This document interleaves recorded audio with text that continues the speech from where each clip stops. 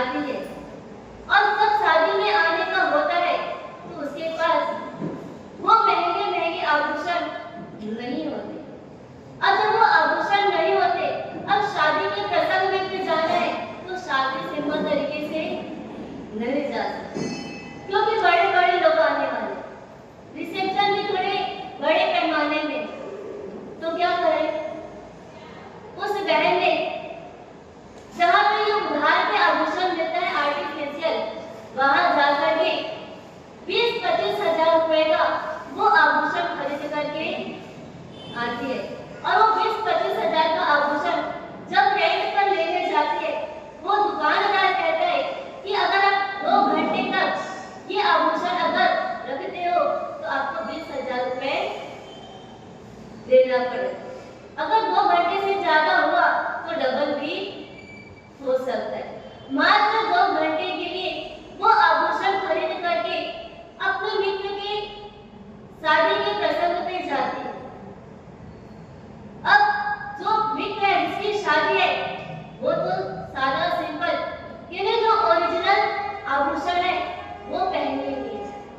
और उसके जो मित्र जो रेंट पे लेकर के गए, उसका आभूषण देखने के लिए तो लोग आगे पीछे घूम रहे, जिसकी शादी उसको कोई कुछ नहीं रहे। और जो मेहमान बन करके आए हैं उसको क्या करते? जहां जहां ग्रुप बना हुआ है वो बहन उन ग्रुपों के पास जाती है, थोड़ी देर बातचीत करती है, लोगों का आकर्षण अपने तरफ खींचती है और लोग पूछते हैं कि बहन इतना सुंदर आभूषण कहां से खरीदी? अब वो सुंदर आभूषण कहां से खरीदी ये तो लोगों को बता नहीं सकते, पर वो समय मायाचारी करनी पड़ती है। ये आभूषण किसके हैं? मेरे स्वयं के हैं। वो अनेक ग्रुपों में जा रहे हैं, सब ग्रुप वाले यही पूछ रहे हैं, पर वो कहती कि आभूषण मेरे हैं। पर बाहर से शब्दों में ये निकलता है कि आभूषण मेरे हैं, पर अंदर से आवाज क्या आ रही है? हाँ? अंदर की आवाज क्या होती है? ये आभूषण मेरे नहीं है, ये आभूषण मेरे नहीं है। जितने लोग बार बार पूछ रहे हैं उतनी बार अंदर की आवाज आ रही है, ये आभूषण मेरे नहीं है, ये आभूषण उधार पे रेंट पे 2 घंटे के लिए लाया हुआ है। अब वो जब ग्रुपों में घूमते घूमते 2 घंटे से ज्यादा हो जाता है, अब उसको तो आनंद ये आ रहा है कि लोग उसके आभूषण की तारीफ कर रहे हैं, इसलिए उसको घंटे का भार नहीं होता। जब 2 घंटे से ज्यादा हो जाता है, 3 घंटे 4 घंटे होने लगते हैं, तब उसे याद आता है, अरे दुकानदार को क्या करना है, मुझे ये आभूषण पुनः लौटाना है। अब जैसे लौटाने के लिए वो बहन उस दुकानदार के पास जाती है, दुकानदार कहता है कि 2 घंटे से ज्यादा हो गए, यानी डबल 4 घंटे भी हो गए, इसलिए 20,000 की जगह आपको कितना देना पड़ेगा? 40,000। अब वो 40,000 सुन करके तो उसका दिमाग वहीं पे ही, अब पहले इतनी प्रशंसा सुनी वो याद नहीं है, पर वो दुकानदार को 40,000 रुपए लौटाना है। उस समय उसके मन में उथल पुथल मच रहा है, ये 40,000 कहां से लाऊं मैं? अब 40,000 उसके पास है नहीं, तो वो नाटक करती है। नाटक भी क्या करती है? रोने का। ऐसा रोने का नाटक करती, आवाज लगाती है कि ये दुकानदार मुझे लूट रहा है, ये दुकानदार मुझे परेशान कर रहा है। आसपास के लोग इकट्ठे हो जाते हैं, पूछते हैं कि बहन तेरे साथ क्या हुआ? वो बहन कहती है, ये दुकानदार मेरे गहने क्या कर रहे हैं? खींच रहा है। अब महिलाओं की बात, स्त्रियों की बात क्या होती है? जल्दी पकड़ में आती। अब उस दुकानदार के ऊपर भरोसा नहीं है। वो दुकानदार बार बार कहता है कि भैया ये आभूषण का काम मेरा ही है, मैं रेंट पे आभूषण, उधार में आभूषण देता हूँ, लोग मेरी दुकान से ही खरीद करके लेकर के जाते हैं। यदि आपको विश्वास न हो मेरे दुकान के अंदर आ जाओ, गोडाउन देख लो, वहां पे कितने सारे माल रखे हुए हैं।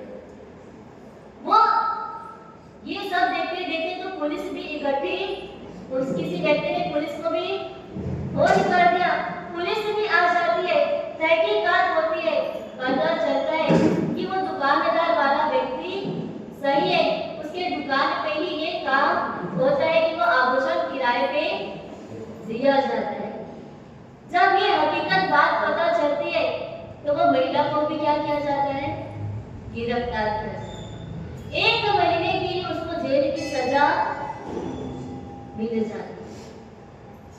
विचार करो, वो आभूषण उधार खरीद करके लाई हुई, मन में इतना आनंद आ रहा था कि ये आभूषण देख कर के लोग कितनी प्रशंसा कर रहे हैं, पर वो आभूषण जैसे ही, एक तो उसे 40,000 रुपए दुकानदार को देना पड़ा और साथ में और क्या पनिशमेंट मिला उसको, 1 महीने की जेल की सजा।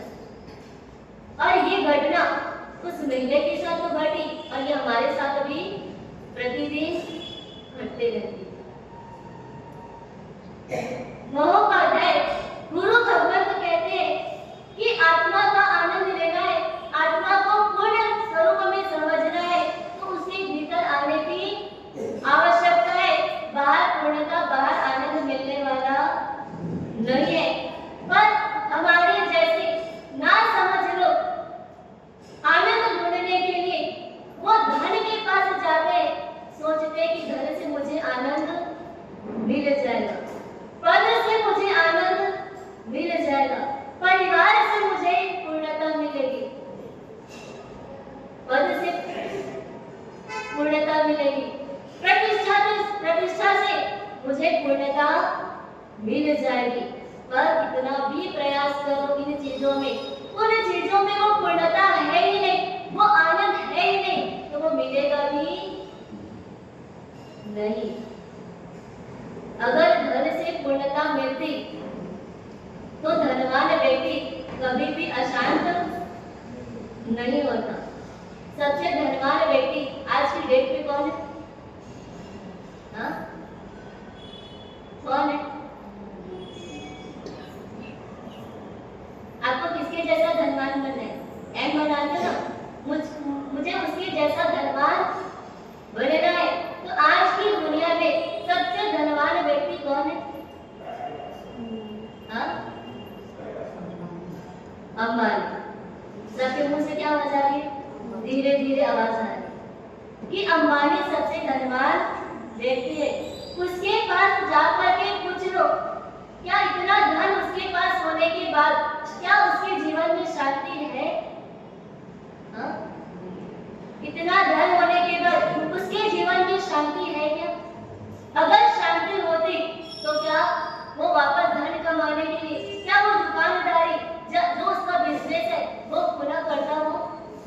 उसको करने की आवश्यकता नहीं होती। अब उसे लगता है इतना तो मैं धनवान बन चुका हूँ, इस इंडिया का सबसे धनवान व्यक्ति मैं ही हूँ, तो अब मुझे पैसे कमाने की आवश्यकता नहीं है। मतलब धन से पूर्णता तो मिलती नहीं, पद से पूर्णता मिलती। किसी व्यक्ति को अध्यक्ष का पद मिल जाए, उपाध्यक्ष का पद मिल जाए, चातुर्मास समिति का भी कुछ पद मिल जाए, तो क्या वो पूर्ण हो गया? हाँ? 4 महीने के बाद क्या हो जाएगा वो? उसको 4 महीने के लिए जो पद दिया गया है, वो 4 महीने के पद से वो व्यक्ति नीचे उतर जाए। जो बड़े बड़े व्यक्ति जिन्हें प्रधानमंत्री के पद पर, राष्ट्रपति के पद पर, इस प्रकार के अनेक पदों पर अगर व्यक्ति को आसीन किया जाता है, उनका कार्यकाल होता है और कार्यकाल पूरा होते ही क्या होता है? वापस से जब चुनाव होता है, अब जब कोई दूसरा प्रधानमंत्री बनता है तो पूर्व के प्रधानमंत्री को क्या बोला जाता है? हाँ? भूतपूर्व। यानी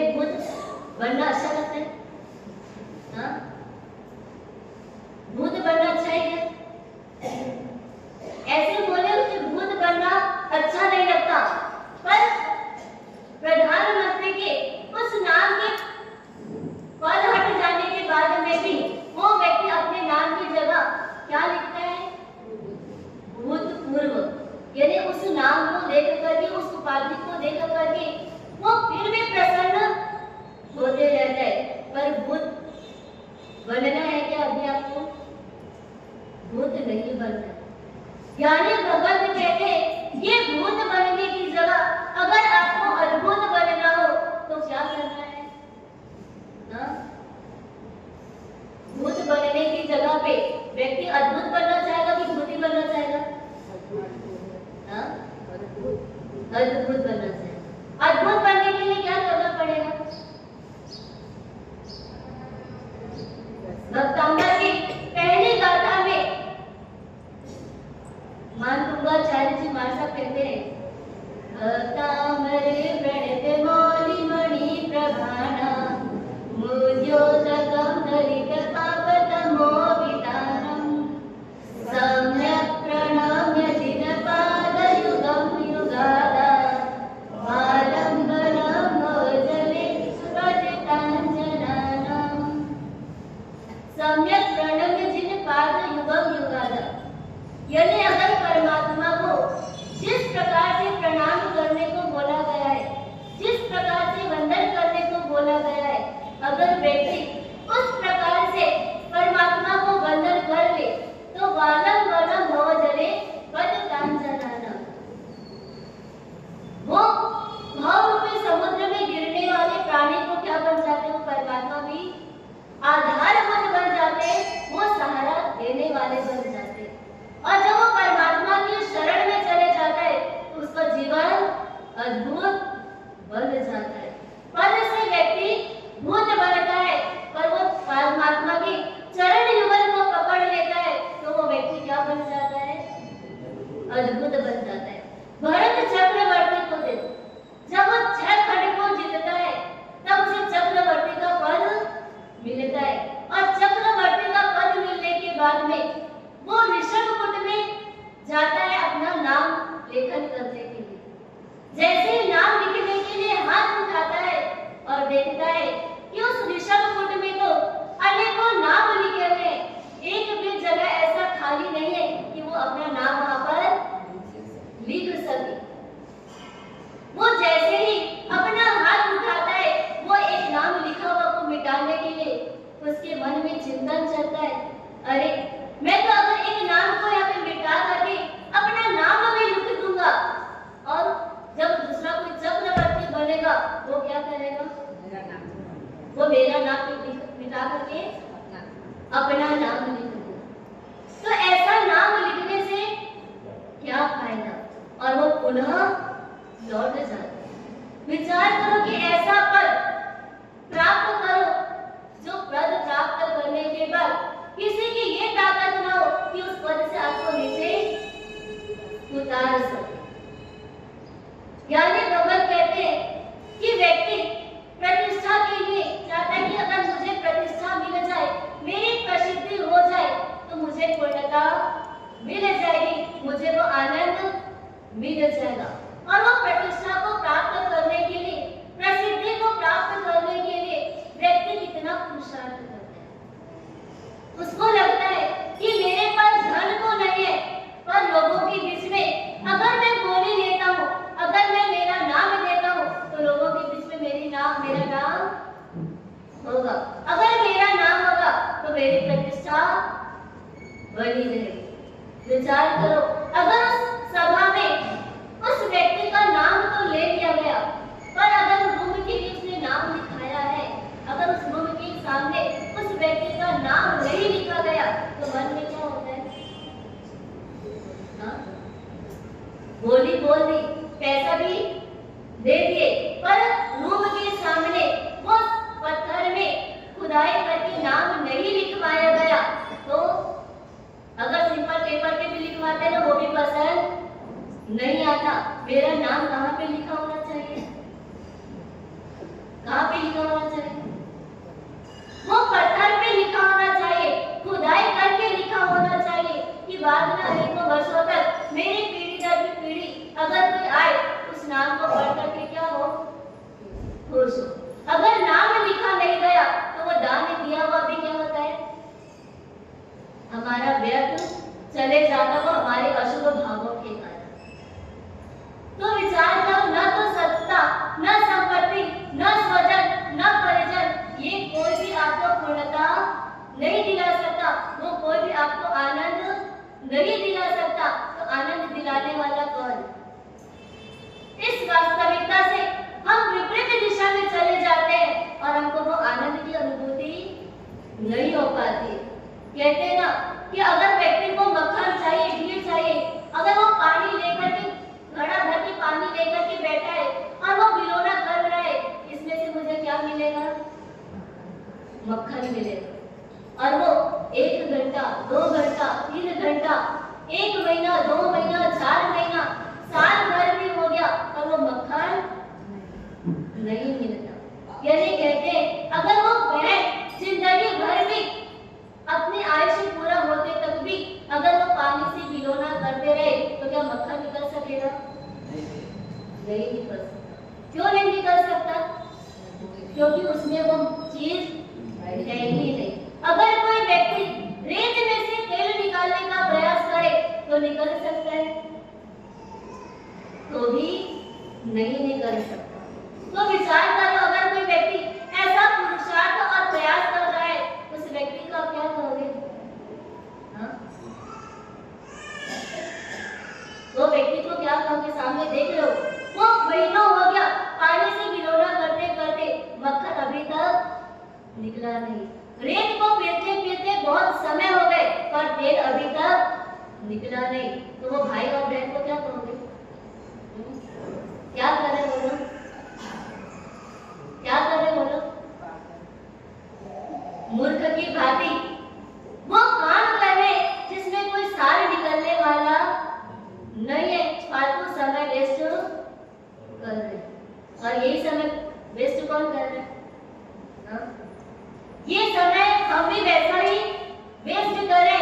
एक बुढ़िया आंखों से दिखाई नहीं देता पर घर पे पुराने फटे कपड़े है, उसको सिलने के लिए जब बैठती है सुई धागा हाथ में लेती है, वो सुई में धागे को डालने का प्रयास करती है। अचानक से हाथ में कपकपी छूटती है और हाथ से सुई नीचे गिर जाती है। वो शाम का टाइम और सुई को ढूंढने लगती है। ढूंढते ढूंढते वो घर में तो अंधेरा हो जाता है। अब उसे लगता है कि यहाँ तो सुई मिलने वाली नहीं है। ढूंढते ढूंढते अंधेरा हो गया, अब सुई यहाँ पर मिलेगी नहीं।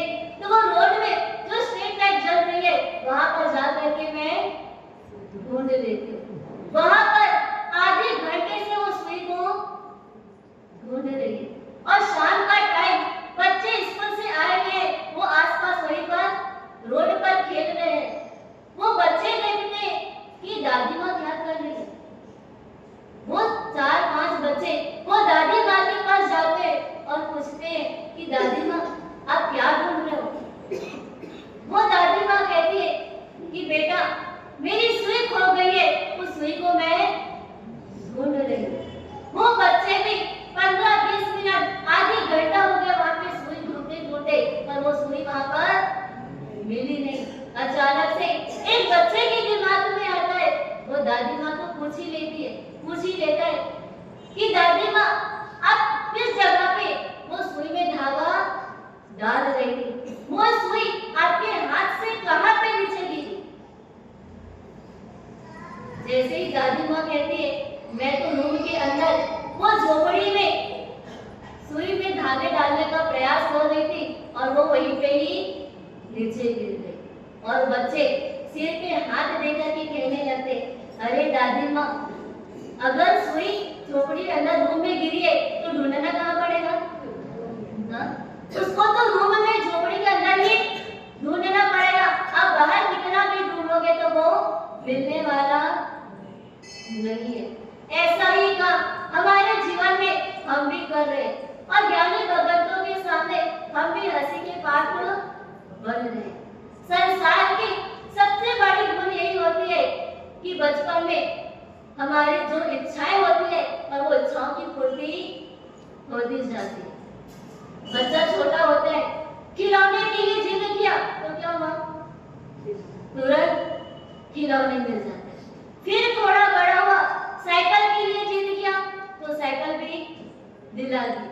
फिर थोड़ा बड़ा हुआ, देखा कि दोस्तों के पास तो स्कूटी है, बाइक है, तो मुझे भी वो चाहिए। फिर जिद किया तो माता पिता ने क्या आवश्यकता की पूर्ति कर दी।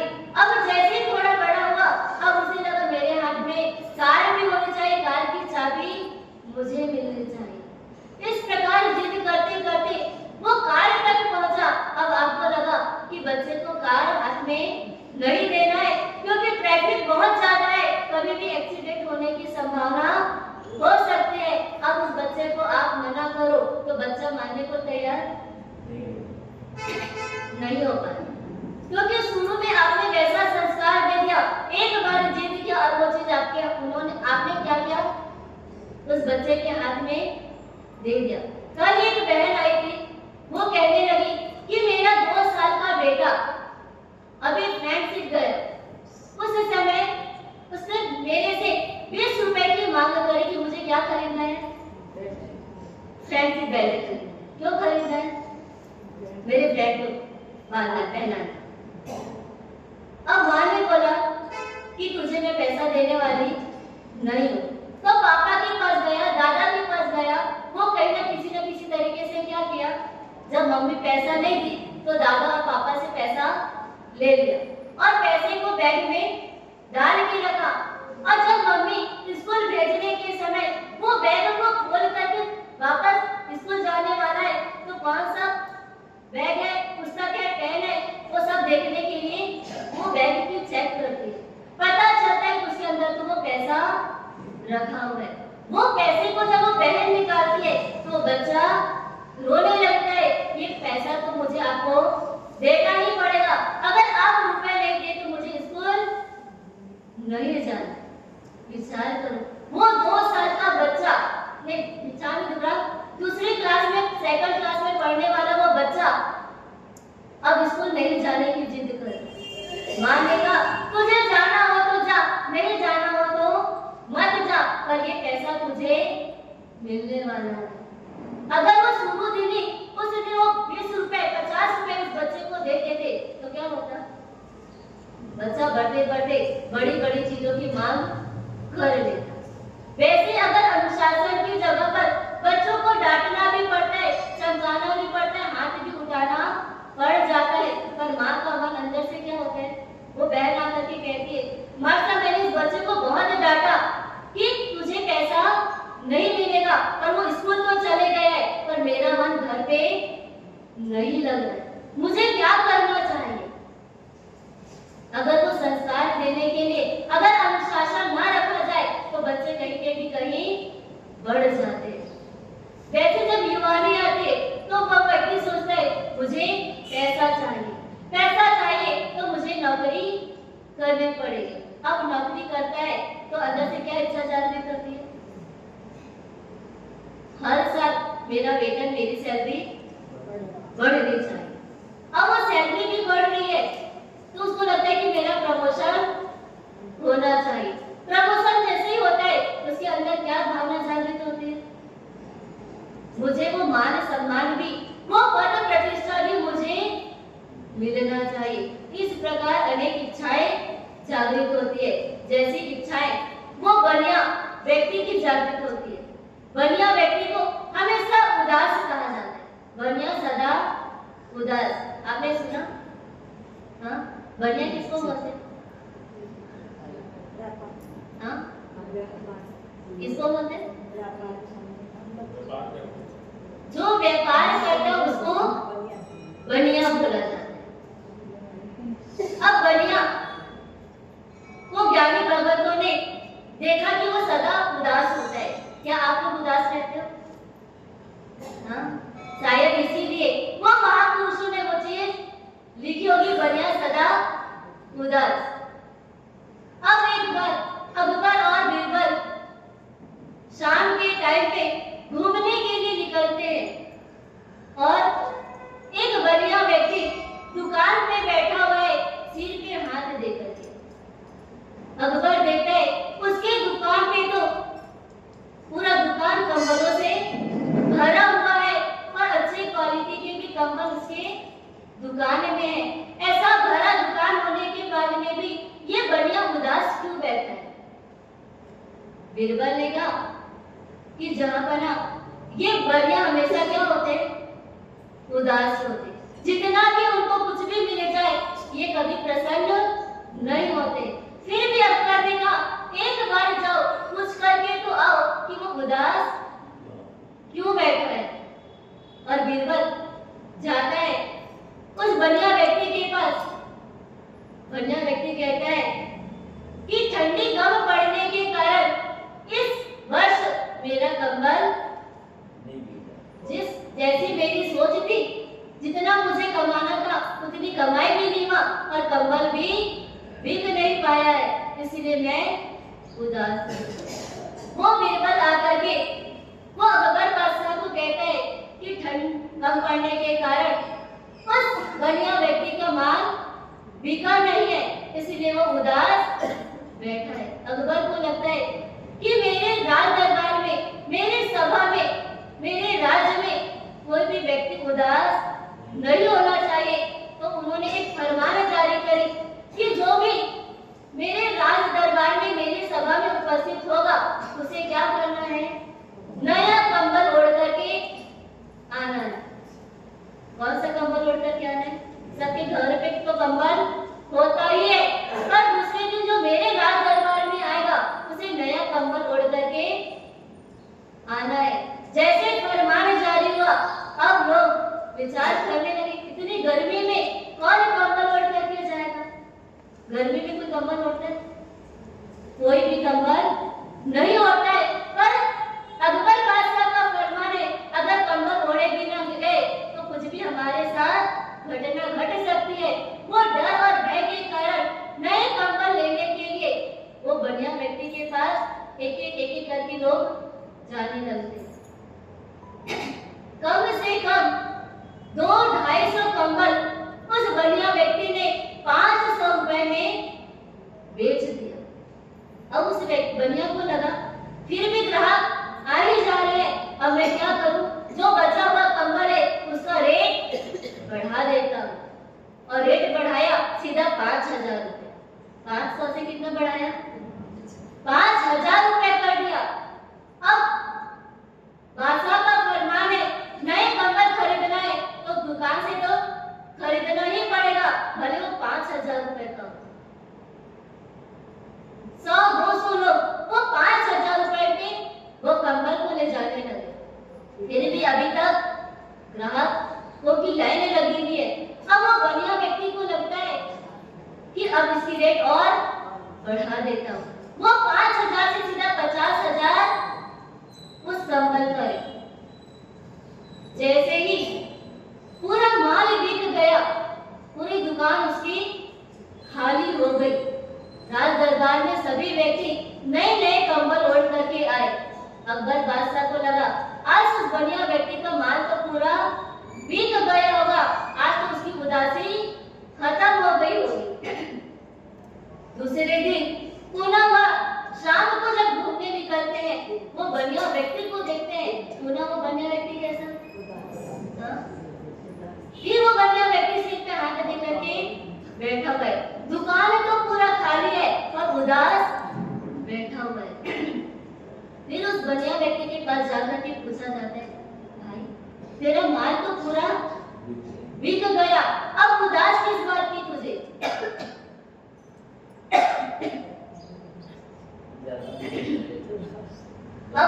अब उदासी किस बात की तुझे? वो व्यक्ति कहने लगा कि अगर मुझे पहले पता होता इतने ग्राहक आने वाले हैं तो मैं क्या करता, पहले से ही 50,000 रुपए में उस कंबल को बेचता। पर आज तो मुझे बहुत नुकसान हो गया। कितना नुकसान हुआ? उस बनिया व्यक्ति को कितना नुकसान हुआ? वो कंबल 200 का भी नहीं होगा, पर पहले में वो 200-250 लोगों को 500 रुपए में बेचा, उसके बाद 5000 रुपए में बेचा, उसके बाद 50,000 रुपए में बेचा। फिर भी उसकी उदासी खत्म नहीं हुई। उसकी इच्छाएं और जागृत होते जाके वो सोचता है कि आज मुझे बहुत बड़ा नुकसान हो गया। वो इनकम हुआ वो उसे दिखाई नहीं दे रहा है और उसको नुकसान दिखाई दे रहा है। जब वो व्यक्ति इस प्रकार का वो इच्छाओं को अगर बढ़ाते जाता है तो उसके जीवन में हमेशा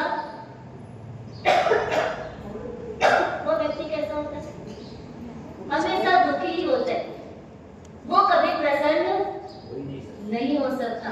इसीलिए बंजा तो हमेशा अब कैसा रहना, कैसा होना बंजा व्यक्ति, चाहे कोई भी हमसे मिले जुले हमारे चेहरे में वो प्रसन्नता दिखनी चाहिए और लोगों को लगना चाहिए कि इसके अंदर वो क्या कारण है जिस कारण से वे व्यक्ति इतना प्रसन्न है, और उस जिस कारण से प्रसन्न है उस कारण को ढूंढने का प्रयास और पुरुषार्थ करना चाहिए, उसके मार्ग पर आगे बढ़ने का प्रयास करना चाहिए। ऐसे आगे बढ़ने का प्रयास आप भी करें, आप भी करें।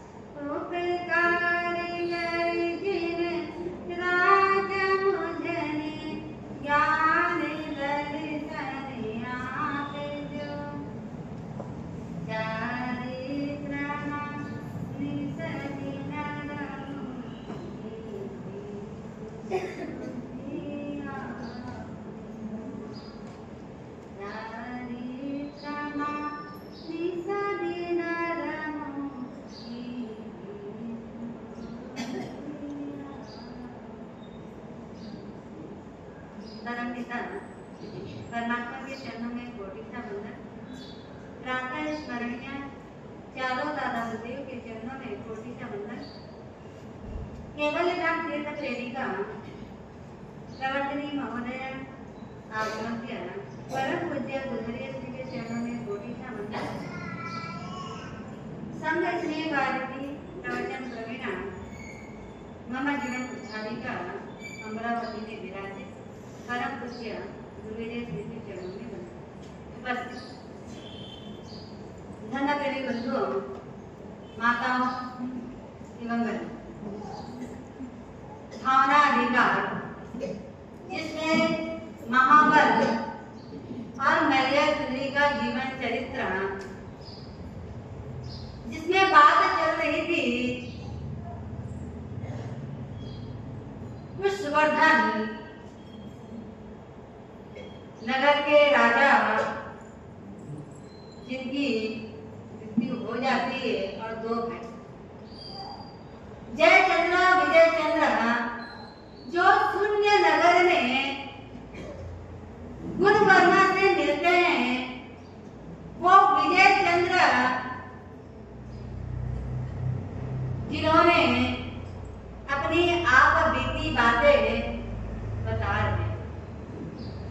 मैंने सिद्ध पुरुष की सेवा की थी। कहा जाता है निस्वार्थ सेवा करने वाली आत्मा इस जगत में विरली होती है। उपकार तो बहुत लोग करते हैं, पर उपकार स्वार्थपरक होता है। कहीं ना कहीं मन में भावना रहती है, अगर मैंने इनके ऊपर उपकार किया तो भविष्य में वो भी मेरे ऊपर कहीं ना कहीं मदद करे। पर यहाँ पर निस्वार्थ कोई कामना नहीं, कोई तमन्ना नहीं, कोई भावना नहीं कि मुझे कुछ मिले या मैं इनसे कुछ चाहूं। ये सिद्ध बाबा है तो मुझे भी कुछ दे, ऐसे कोई भावना नहीं है, कोई अभिप्सा नहीं है, कोई लालसा नहीं है। और निस्वार्थ भाव से विजय चंद्र ने सेवा की, पर निस्वार्थ भाव की सेवा जब की जाती है तो कहीं ना कहीं उनका फल मिलता ही है। इस जन्म में भी मिलता है तो पर जन्म में भी मिलता है। सेवा का फल कभी भी नहीं जाता है। परम पूज्य गुरुवर्य सिद्धि महता सेवा को बताते हैं काकिनी रत्न के समान है।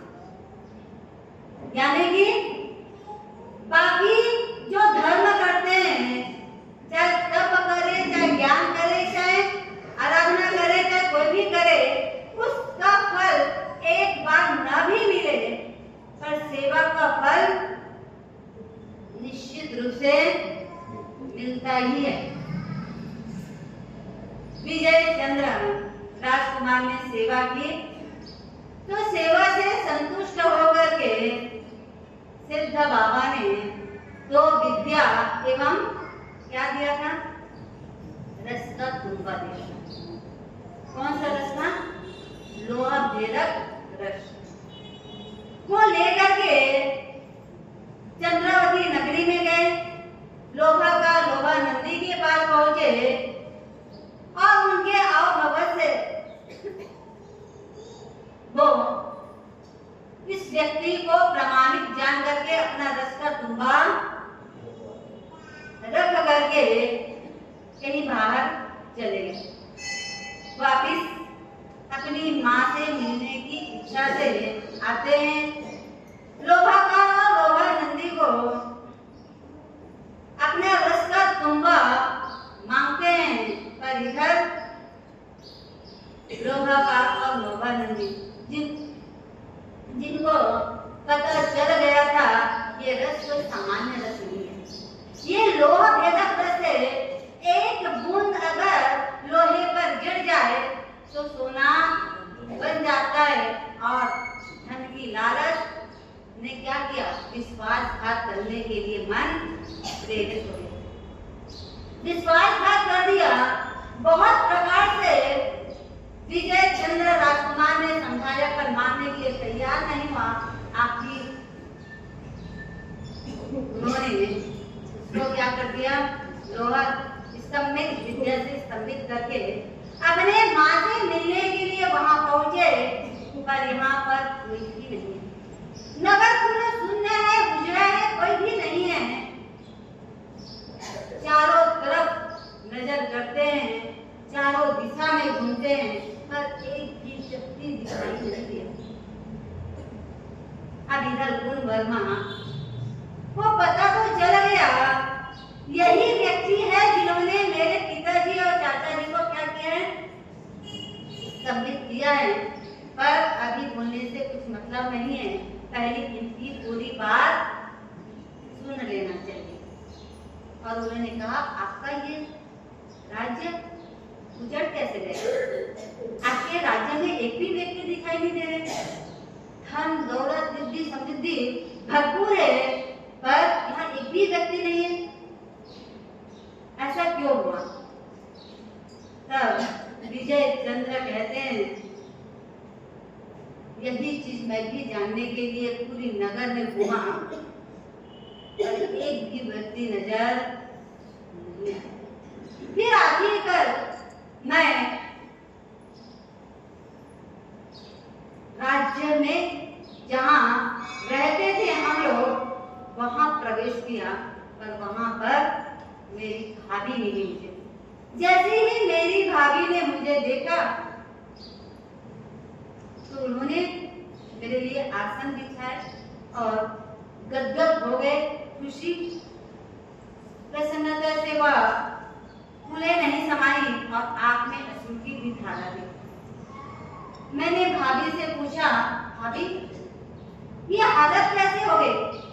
भैया कहाँ गए? और इस नगर में एक भी व्यक्ति नहीं है, ऐसा बनाव क्यों बना? तब भाभी बताने लगी, भैया आपके जाने के बाद कुछ दिनों के बाद में लाल वस्त्रधारी एक साधु बाबा यहाँ पहुंचे, जो मासिक श्रवण के पारणे मासिक श्रवण यानी 30 उपास के पारणे 30 उपास करते थे। ऐसे तपधारी महात्मा को देख करके पूरा गांव उनकी भक्ति करने के लिए उमड़ा। लोग अपने यहाँ बुलाते थे, जिमने के लिए बुलाते थे। एक दिन राजा का मन हुआ, यानी कि तुम्हारे भाई का भी मन हुआ कि उन साधु संत को, उस महात्मा को मेरे घर एक दिन भोजन के लिए बुलाओ। वो मेरे घर आए और बहुत अच्छे ठाट बाट के साथ में उनका पारणा कराए गए। मैं आपके भाई की आज्ञा से पंखा डुला रही थी, 16 श्रृंगार सज करके बाजू में बैठ करके पंखा डुला रही हूँ, पर उस सन्यासी का मन विचल हो गया, मन चलित हो गया। मेरे रूप को देख करके वो आकर्षित हो गए और उन्हें लगा मुझे कहीं न कहीं से इसको प्राप्त करना है। कहा जाता है कि सत्ता में ऐसे बहुत सारे कर्म हमारे बंधे हुए रहते हैं, पर निमित्त मिलते हैं और वो कर्म उदय में आ जाते हैं। कई बार ऐसा होता है कि हम दिन भर क्रोध नहीं करना चाहते हैं, पर एक निमित्त मिला, प्रसंग आया और हम क्रोध कर लेते हैं। पर वो सत्ता में था इसलिए क्रोध किया। आपके अगर सत्ता में नहीं होता तो क्रोध नहीं भी कर पाते, पर ऐसे निमित्त मिलते हैं और निमित्ताधीन हमारी आत्मा बन जाती है और निमित्ताधीन बन करके हम क्रोध, मान, माया, लोभ कर बैठते हैं। इधर उस सन्यासी को निमित्त मिल गया और इस निमित्त में वो अपने आप को संभाल नहीं पाए, क्योंकि जब तक तत्व ज्ञान अंदर से स्पर्श न करे तब तक व्यक्ति अपने आप को संभाल नहीं पाता है। निमित्त मिलता है और व्यक्ति उसमें निमित्ताधीन बन जाते हैं। इसीलिए कहते हैं अज्ञानी तप करते हैं, पर उनका तप बाह्य होता है, आंतरिक नहीं होता है, इसलिए निमित्त में रह जाते हैं। इधर वो सन्यासी भी बह गए, निमित्त मिला और बह गए, पर वो भोजन करके वहां से चुपचाप तो निकल जाते हैं। पर होता क्या है, रात्रि का वक्त और जैसे रात्रि कटती गई और एक पौधा करके उसकी प्रयोग से वो तपस्वी जहां मैं रहती थी, यानी कि कौन बता रही है, जहां मैं रहती थी, जिस कमरे में मैं रहती थी, वो तपस्वी रात्रि को बिना बताए पहुंच गए। उन्होंने मेरे को कहा कि मेरी इच्छा पूरी कर दो, पर मैंने उनकी इच्छा पूरी नहीं की। तब उन्होंने मुझे साम दाम हर प्रकार से मुझे कहा अगर नहीं करोगे तो मैं अपने विद्या से तुमको भस्मीभूत कर दूंगा।